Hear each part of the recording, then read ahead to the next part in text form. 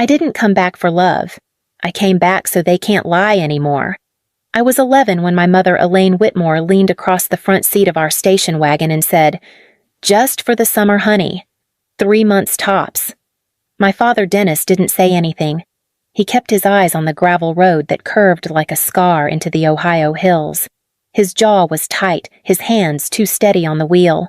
They dropped me off in front of a farmhouse that looked like it hadn't been painted since the 1960s, 2 stories, brown roof porch swing crooked on one side. It smelled like pine sap and old machines. I remember the wind pulling at my coat, the duffel bag cutting into my shoulder, and the way no one looked me in the eye when the front door opened. Walter Whitmore. My grandfather stood in the doorway, in a flannel shirt sleeves, rolled one hand gripping the frame like he didn't trust the wind either. He wasn't tall, but he seemed solid, as if the house might fall before he would. He nodded once and said, "Well, you'd better come in." Elaine kissed the top of my head without touching it. Dennis gave a flat wave. I turned, expecting at least one backward glance. There was none. The wagon pulled away, tires crunching until the sound disappeared. Inside, the house creaked like it had lungs. The living room was dim, filled with books stacked under furniture legs to balance the tilt. The walls were lined with shelves, dusty frames, and a cuckoo clock that coughed every hour instead of chiming. Walter didn't offer hugs. He pointed to the staircase and said, "Your room's upstairs. It's the one with the old radio." It wasn't much of a room. Just a cot, a threadbare rug, and a window that looked out over fields so flat they felt like sky. But on the nightstand sat a flashlight and a small folded towel. Someone had thought ahead. I held that flashlight like a hand. That first night I lay in bed with my shoes still on. I kept imagining they'd knock on the door, apologize, say there was a mistake, that they'd turned around at the last gas station. I stared out the window so long the moon slid across the glass like a whisper. But no lights came down the drive. No voices called my name. By morning, the towel was still folded. The house was quiet except for a radio in the kitchen playing old jazz through static. Walter stood at the stove flipping pancakes with mechanical focus. He didn't ask if I'd slept well. He just set a plate in front of me and said, "Eat." I didn't ask when they were coming back. I couldn't. What would have hurt more? Hearing soon or hearing nothing at all? Walter didn't ask questions, and I learned not to offer answers. Each morning he rose before the sun, the clatter of pans and hiss of the percolator echoing through the walls like clockwork. I followed the scent of burnt coffee into the kitchen, where he moved with the same precision I'd later see in his hands when he fixed a broken fuse or rebuilt an old carburetor. Breakfast was toast always slightly burned at the edges. Sometimes he'd leave out 2 slices, one near black, one golden, and I never knew if it was by accident or design. I always took the burnt one. He never sat across from me. He stood at the sink, sipping from a chipped mug that read, "Whitmore Lumber 1974, as if he'd already eaten elsewhere. The only sounds were the ticking of the wall clock and the occasional creak of the floorboards adjusting to the day. He didn't treat me like a guest, but he didn't treat me like an inconvenience either. In the afternoons, I wandered. The yard stretched into wheat-colored fields, bordered by rusted fences and tractor ruts. There was a shed behind the barn, half workshop, half graveyard of forgotten machines. Walter spent hours there, sleeves rolled grease painting his forearms, an old transistor radio murmuring baseball scores in the corner. One day, I lingered by the door too long. He looked up, then down at the socket wrench in his hand. "Want to try?" he asked. I didn't answer, just stepped forward. He showed me how to loosen the bolt, how to hold steady. My hands were too small. I dropped the wrench twice, but he didn't flinch or sigh. He waited. When the bolt finally turned, he smiled. Just once. But it was the kind of smile that felt earned. We didn't speak of it afterward. He just handed me a cloth to wipe the grease and returned to work. Evenings were silent. Dinner was simple boiled potatoes, beans, the occasional meatloaf reheated from a frozen tray. We ate at the table like co-workers after a long shift. The radio played softly in the background big band tunes or farm reports. At night, I'd lie awake staring at the ceiling's cracks like constellations. Sometimes I'd trace words in my mind, sentences I would say if they ever came back. I missed you. Did you miss me? Did you know I stayed quiet to be easier to forget? But I never said them aloud, not to Walter, not to anyone. Instead, I began to leave small notes on the workshop bench. Just scribbles, grease cap loose, or saw blade slipping. He never mentioned them. But the next day, they'd be fixed. He didn't praise, he didn't scold, but the shed door was never locked again. It was late October when I opened the wrong drawer. I'd been looking for masking tape in the old oak desk tucked beside the workshop's back wall. Most of the drawers held what you'd expect, nut-snails, folded shop towels, a flashlight that never worked, but one stuck on the pull. I jiggled it loose and outslid a manila folder with my name written across the top in a pen I recognized as Walter's. I froze. Inside a court document from 2003, stamped in black ink and clipped neatly at the corner. Voluntary termination of parental rights. Elaine and Dennis Whitmore. The air shifted. The workshop, always warm with the smell of sawdust and grease, suddenly felt sterile, distant. My hands trembled. I read it again. My name. Their signatures. The date. I did the math. I'd been barely 14. No visitation rights. No appeal. No plans for reunification. Just closure. I sat on the stool and held the folder in my lap like it might catch fire. I waited for the part of me that still hoped, the one that still wrote sentences in the dark, rehearsed them like prayers to fight back. But it didn't. I didn't cry. Not right then. I folded the paper neatly, slid it back in place, and closed the drawer. Walter had never told me, not once. And yet he'd saved the paper, tucked it where I might eventually find it. I didn't ask him why. I was afraid he'd tell me what the court already had. They let you go. That night he made chili, burned the bottom like always.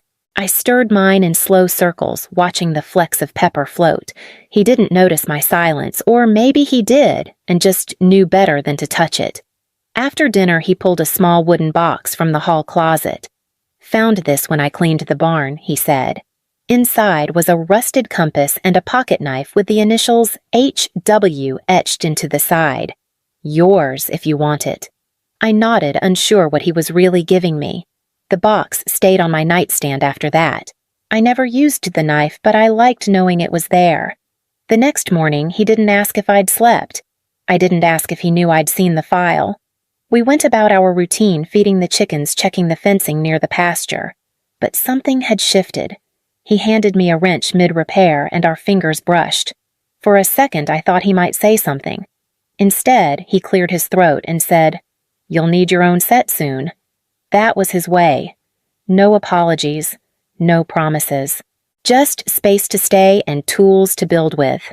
That night, I added a new sentence to the list I kept in my head. If they come back, don't ask why they left. Ask why they stayed gone.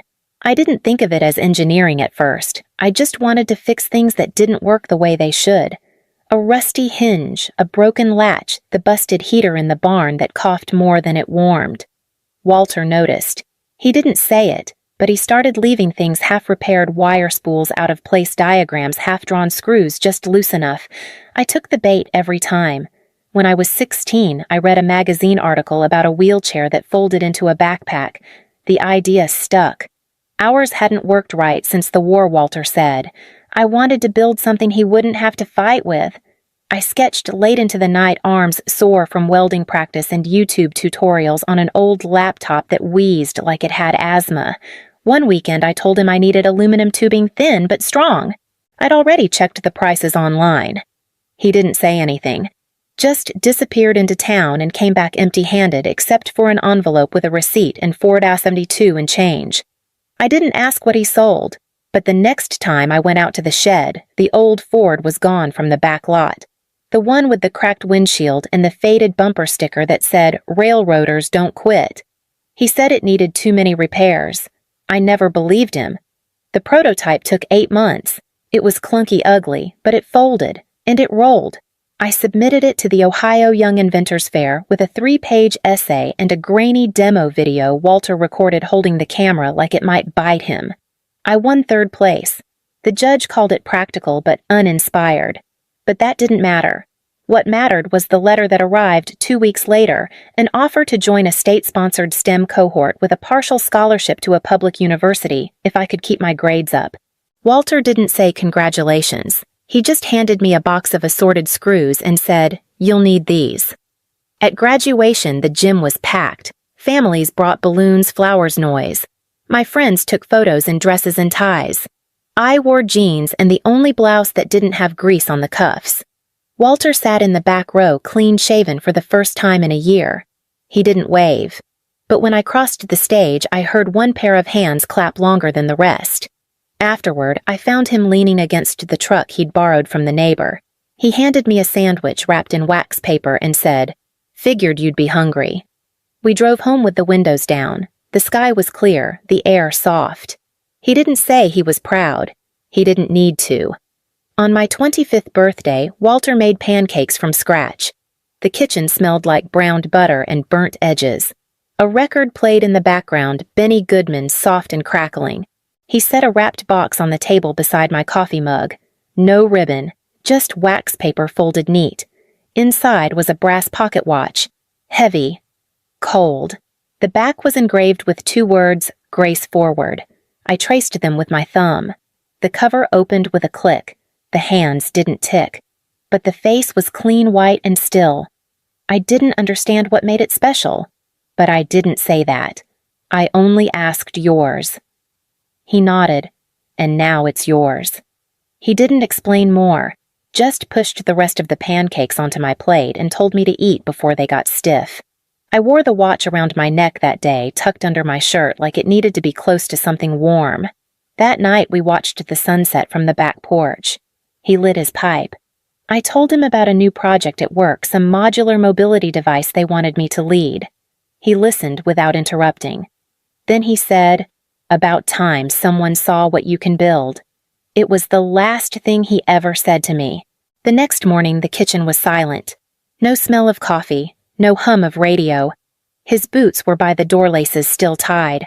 I found him in his bedroom lying on top of the quilt he'd had since I was a kid. One hand rested over his chest, the other open. Like he'd meant to reach for something. I touched his arm. Cold. I don't remember calling the ambulance, or the neighbors who came to stand in the doorway, hats pressed to chests offering condolences they didn't know how to speak. What I do remember is sitting at the edge of the porch, watch clutched in my fist, listening to the wind rustle through the trees. He'd been the only one who stayed. The only one who never asked me to be someone else, or someone easier to leave. The house echoed that week. Every corner felt too quiet. The barn light flickered even when I replaced the bulb. I half expected him to come through the door, muttering about voltage or bad wiring. But he didn't. I hung the watch on a nail above the sink. It didn't tick, but I looked at it every morning like it might. The church pews filled slowly that morning. Farmers in pressed flannel, retired engineers in faded ties, women who'd baked casseroles in silence for years. No flowers. Walter never liked the fuss. I sat in the second row, just behind the casket, my hands folded in my lap like I was holding something delicate I didn't want to drop. Halfway through the service, the door opened behind me. I turned instinct more than curiosity. Elaine and Dennis. I hadn't seen their faces in 14 years, but somehow I knew them before I knew them. The way my mother's scarf was knotted just so. The way my father's expression flickered between patience and calculation. They walked down the center aisle like they belonged there. Elaine's heels clicked. Dennis nodded at a few strangers. They slid into the front pew like nothing had happened, like this was just another chapter in a story they were still writing. After the final hymn, Elaine turned and met my eyes. She stood and opened her arms. "Oh, Ruth," she whispered, folding me into a hug before I could move. "You've grown so much. I've missed you." I didn't return the gesture. My arms stayed at my sides, stiff as fence posts. She smelled like lilac and money. Dennis offered a handshake, then pulled me close for a one-armed embrace I didn't return. "I didn't know you were coming," I said flatly. Elaine's eyes shimmered. "Of course we came. We were devastated when we heard. Walter meant so much to us. I didn't say what I wanted to that Walter never spoke their names. Not once. Outside in the shade of the sycamores, they led me toward the parking lot, away from the neighbors offering potato salad and polite memories. "We should catch up," Elaine said. "Talk. About everything Walter left behind." There it was. I stopped walking. "What exactly are you here for?" I asked. Dennis's smile was tight. "To help. It's a lot to manage. The farm, the house, the assets. You're young.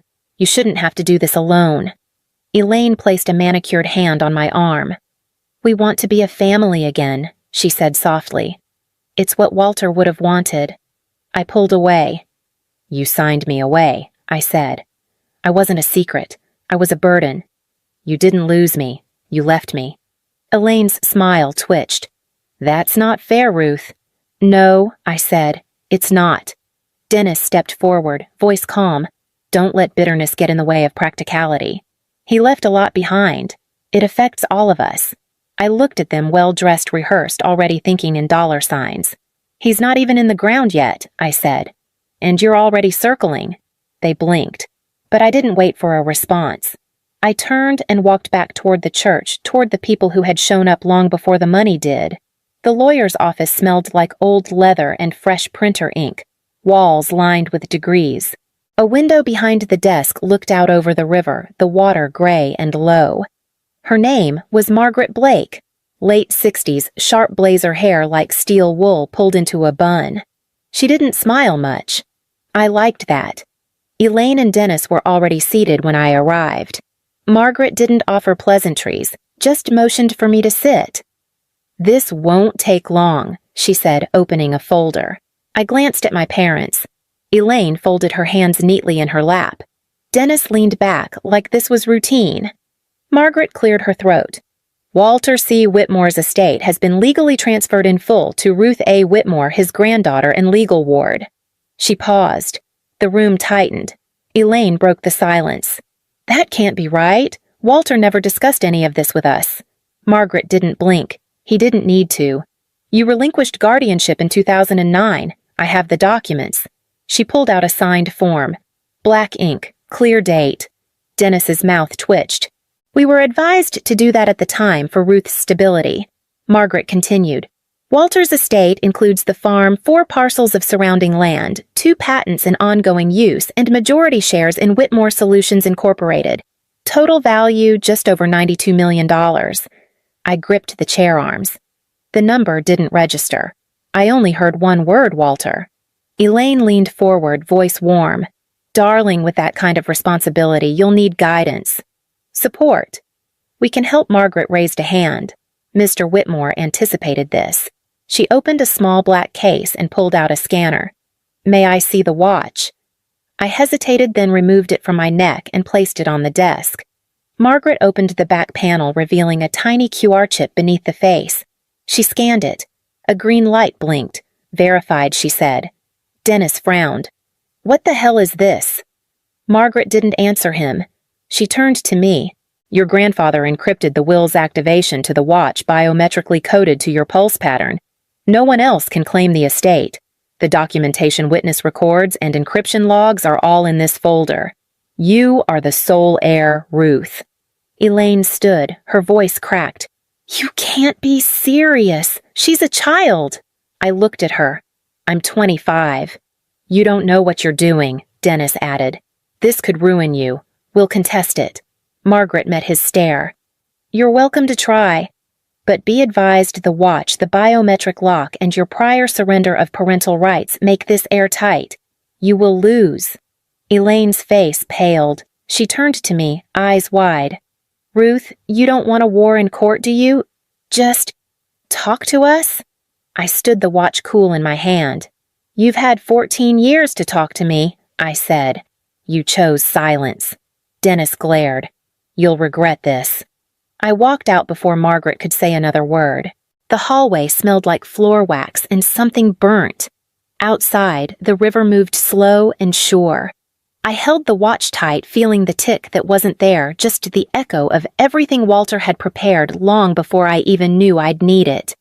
I returned to the farm by dusk. The gravel crunched beneath the tires of Walter's old truck. The porch light was on, though I hadn't left it that way. A small thing, but it set something off inside me. The house was quiet. Too quiet. I did a walk through doors, locked nothing out of place, but still the air felt touched, as if someone had stood too long in the center of the kitchen just staring. The next morning I found a manila envelope tucked under the front gate.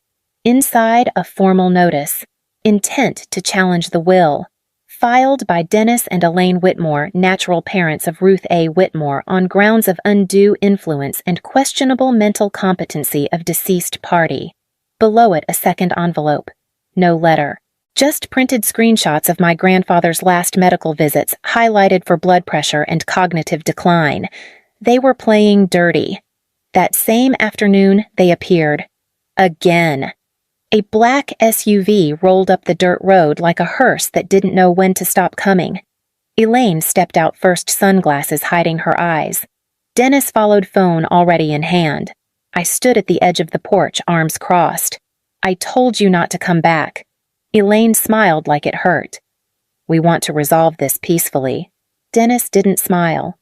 You're not thinking clearly, Ruth. This place, this burden, it'll break you. I didn't answer. We've spoken to a few people, Elaine continued. There's press interest. A young woman inherits $90 million and pushes out her dying grandfather's own children. That'll make headlines. I clenched the railing. Dennis took a step forward. We're offering you a deal. Sell us partial stake in the land. Keep the house, the watch, whatever else you're sentimental about. In return, we'll drop the challenge. They were offering to buy silence, to rewrite history with a handshake. I looked at the fields behind them, the same ones Walter and I used to ride horses through at dawn.